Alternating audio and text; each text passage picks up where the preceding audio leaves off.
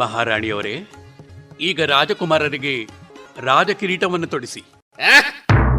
ನಿಲ್ಲಿಸಿ ನಿಲ್ಲಿಸಿ ಇದನ್ನ. ಮಹಾರಾಜ ದಲ್ಪಚ್ಚ ಅವರ ನಂತರ ಈ ಸಿಂಹಾಸನದ ಹಕ್ಕುದಾರ ನಾನು ಅವರ ತಮ್ಮ ಚಂದ್ರಶ. ಈ ಸಿಂಹಾಸನದ ಮೇಲೆ ಕುಳಿತುಕೊಳ್ಳುವ ಹಕ್ಕು ನನಗಷ್ಟೇ ಇರುವುದು.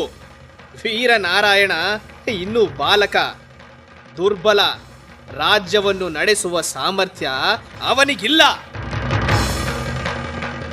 ನಿಮ್ಮ ನೆಚ್ಚಿನ ಮೈಸೂರು ಆಕಾಶವಾಣಿಯಲ್ಲಿ ಇದೇ ಭಾನುವಾರ ಆಗಸ್ಟ್ 16ನೇ ತಾರೀಕು ರಾತ್ರಿ 9:30 ರಾಜ್ಯವ್ಯಾಪಿ ಜಾಲದಲ್ಲಿ ಕೇಳಿ ರಾಷ್ಟ್ರೀಯ ನಾಟಕ ರಾಣಿ ದುರ್ಗಾವತಿ.